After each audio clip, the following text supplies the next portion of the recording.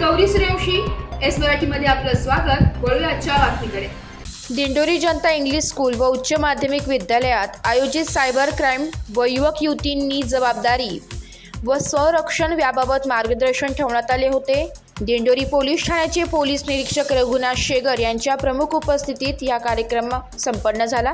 कार्यक्रमाच्या अध्यक्षस्थानी मराठा विद्या प्रसारक संचालक प्रवीण नाना जाधव होते। यावेळी व्यासपीठावर मराठा विद्या प्रसारक संचालक प्रवीण नाना जाधव, पोलीस निरीक्षक रघुनाथ शेगर, माध्यमिक शालेय समिती अध्यक्ष बाळासाहेब मुरकुटे, उच्च माध्यमिक शालेय समितीचे अध्यक्ष दत्तात्रय जाधव, अभिनव बाल विकास समितीचे अध्यक्ष दौलतदादा उखरडे, प्राचार्य शरद शेजवळ, बंडू भाऊ भेरे, सेवक सोसायटीचे चिटणीस कृष्णराव मोरे, उपप्राचार्य उत्तम भरसट, पर्यवेक्षक श्रीमती सविता शिंदे, रावसाहेब उशीर, कॉलेज विभाग प्रमुख प्राध्यापक माने, श्रीमती सूर्यवंशी आदी उपस्थित होते।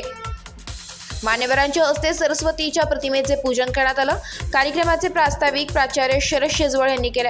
अध्यक्षस्थानी मनोगत व्यक्त करताना मराठा विद्या प्रसारक संचालक प्रवीण नाना जाधव यांनी केले। यावेळी सौ अपर्णा देशपांडे यांनी नवदुर्गेचा मार्ग आचरा हे गीत सादर केले। सूत्रसंचालन संतोष कथार यांनी तर आभार पर्यवेक्षक रावसाहेब उशीर यांनी मानले। तसेच जीवन फार सुंदर आहे, त्याचा योग्य आनंद घेतला पाहिजे असे प्रतिपादन दिंडोरी पोलीस ठाण्याचे पोलीस निरीक्षक रघुनाथ शेगर यांनी केले। 30,000 कोटी रुपये चोरतात आणि हे पैसे, त्याच्यातले बहुतांशी पैसे हे टेररिस्ट फंडिंगसाठी वापरतात। तर या सायबर क्राईमला तोंड देण्यासाठी हा छोटासा माझा उपक्रम सरांच्या योगदानाने आणलेला आहे। सर्वात महत्त्वाची गोष्ट, सायबर क्राईम कसा होतो आणि कोणाचा होतो? कोणाचा असेल ज्याच्याकडं मोबाईल आहे त्याचा सायबर क्राईम होतो आणि त्यातच ज्याच्या मोबाईलला इंटरनेट आहे त्याच्याशी सायबर क्राईम होतो, दुसऱ्याची होत नाही। तुम्हाला एक माहिती आहे का,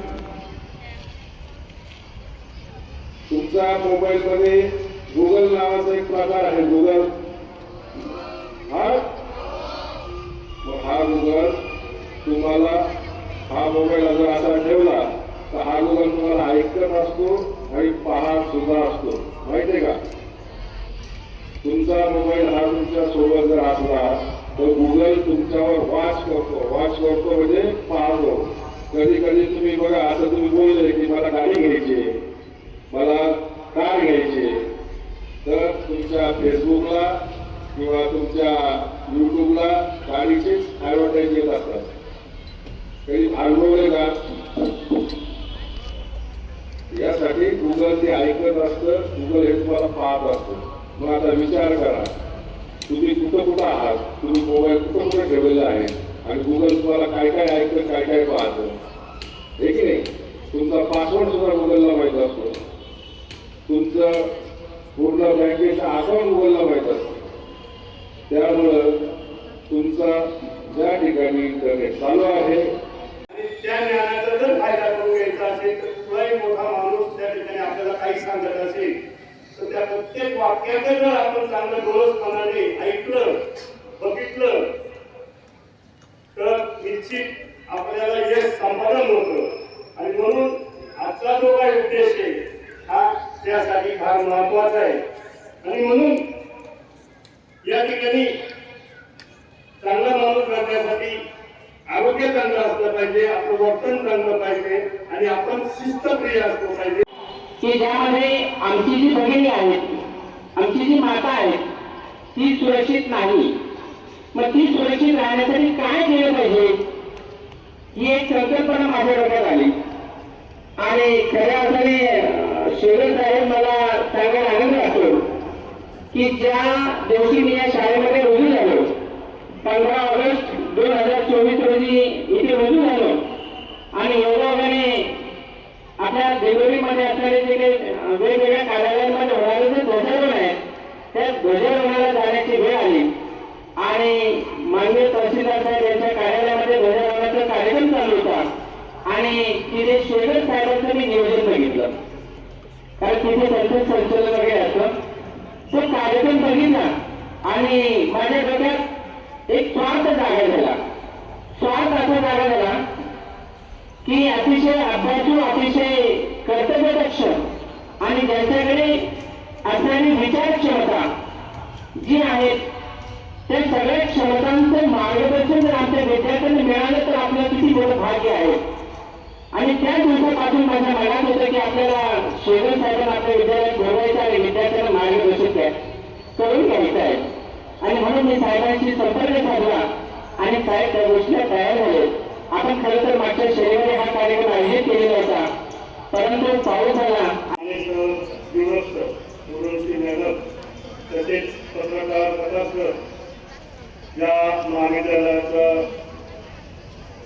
परिवारातील सर्व शिक्षक, शिक्षकेतर कर्मचारी, खास करून ज्या कार्यक्रमासाठी या ठिकाणी आपल्या सर्वांना शेजवळ सरांच्या संकल्पनेतून या ठिकाणी मार्गदर्शन व्हावे आणि एक आदर्श माणूस घडावा यासाठी उपस्थित असलेले सर्व युवक युवती, विद्यार्थी मित्रांनो, आज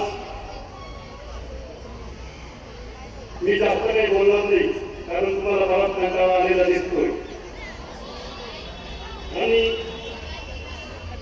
खास करून ज्यांचं आपल्याला ऐकायचं आहे ते शेखर साहेबांना या ठिकाणी थोडाच वेळ मिळणार आहे, त्यामुळे 2च सप्ताह मी तुम्हाला या ठिकाणी माझं मनोगत संपवतो. आणि खास करून सरांचा जो काही उद्देश आहे, सरांचं जे काही प्रास्ताविक होतं या प्रास्ताविकातून मला असं वाटलं. Bureau report S Marathi news Dindori. अशाच नवीन ताज्या घडामोडी जाणून घेण्यासाठी आमच्या एस मराठी न्यूज चॅनेलला लाईक करा, शेअर करा, सबस्क्राईब करा आणि बेल आयकॉनला क्लिक करायला विसरू नका.